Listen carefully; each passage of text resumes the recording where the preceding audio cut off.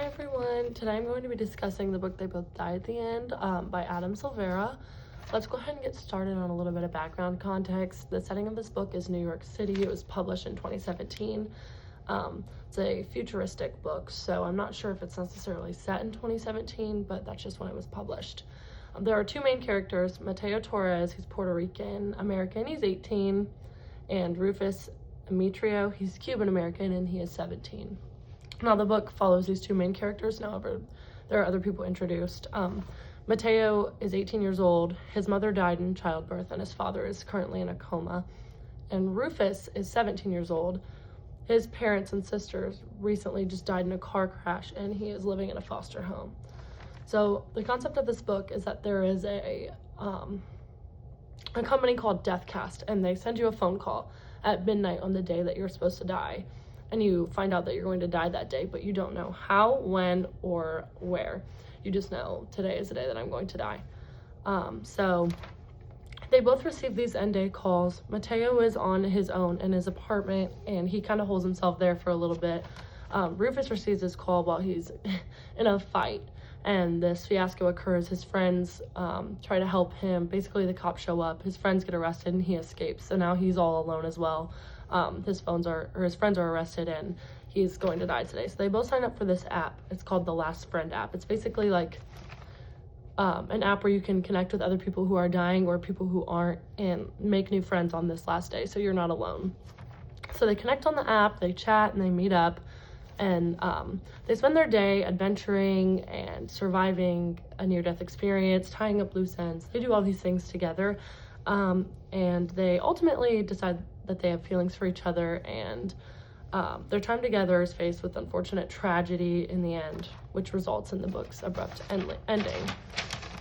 So let's go ahead and talk about some themes that are explored. There's the theme of living life and making the most of the time you have left, love and friendship, fate and life, and grief and loss. These are all themes that are explored throughout the whole book.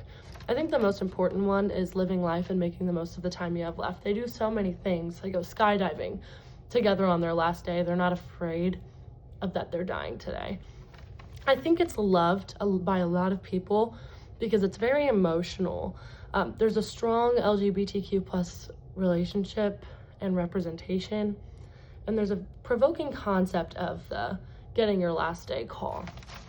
We'll discuss that a little more towards the end. There are a lot of strengths and weaknesses. Some of the strengths that I noted are it encourages a lot of reflection. It provides great concepts for discussions in a classroom or a book setting, like life choices, empathy, and dilemma. I believe it can cause, or it can promote, lots of great discussions. There are strong themes and symbols portrayed, like we just discussed earlier, strong LGBTQ plus representation, and diverse backgrounds. It has a lot of inclusivity. There are very relatable characters. They go through these very real feelings and emotions and dreams, and they try to achieve all these things in 24 hours. And the idea of Deathcast is very unique and dystopian. It's foreign. Like the idea of getting a call on the day that you're going to die, it's very unique. Now, some weaknesses that I noted are spoilers. The title leads to predictivity. It's literally titled They Both Die at the End. So there are a lot of overwhelming themes like death, grief, trauma, and violence. It doesn't fully ever truly explore the concept of Deathcast either. Now, I know there's another book that does, but this book specifically does not really explore that idea. And there's mature content, which ties into the overwhelming themes. Now, would I recommend it? For teachers, high school and college level classrooms, I would probably recommend this book. It would have the most success there in productive discussions. Now, it may not be appropriate at certain schools depending on your policies. For librarians, however, I think it's very excellent for a young adult collection, and it is great for reflections and discussions in like book clubs and groups, small groups. But there might be some concerns due to themes that may come about. With that, I'm going to leave you all with a question. If you had the ability to know what day you were going to die, but not when, where, or how, would you? Thank you.